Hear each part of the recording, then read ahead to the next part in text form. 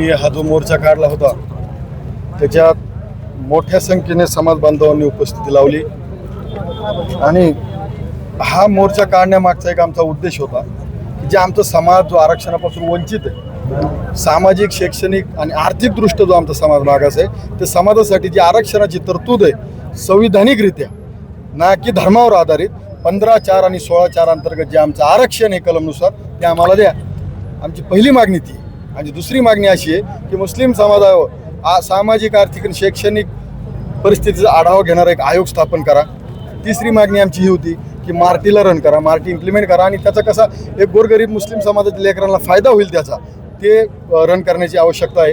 आणि चौथी जी मागणी होती, जे लोक संविधानिक पदावर बसलेले आहेत, जे मुस्लिमांना धर्मावर आधारित बॅड कमेंट करतात, म्हणजे धर्मावर एकदम आक्षेपार्ह वक्तव्य करतात, त्यासाठी काहीतरी कायदा बनावा ही आमची एक विनंती होती त्या निवेदनात. आजच्या या मोर्चामध्ये सामाजिक सलोखा देखील पाहायला मिळाला.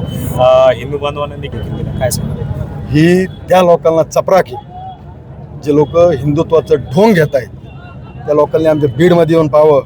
आमचा बहुसंख्य हिंदू, मराठा, माळी, वंजारी, धनगर सगळे बांधव आमच्या इथं उपस्थित होते. ते आम्हाला एक अभिमान आहे आमच्या बीड जिल्ह्याचा की आमच्या बीड जिल्ह्यात हे टिकलेलं आहे आजपर्यंत. त्यामुळं आमच्या अनेक हिंदू बांधवांनी पाण्याची सोय केली, नाश्त्याची सोय केली भरपूर प्रमाणात. आम्हाला या मोर्चामध्ये आमच्या मराठा बांधवांनी असो, दलित बांधवांनी असो, ओबीसी बांधवांनी असो, सगळ्यांनी आम्हाला मदत केली आहे. मी त्यांचा एक आभारी आहे.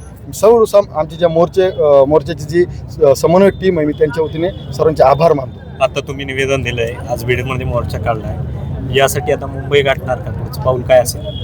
आम्ही एक 10, 15, 20 दिवसाची वाट पाहणार. आमचा लगेच दुसऱ्या जिल्ह्यात आमची तयारी सुरू झाली आहे.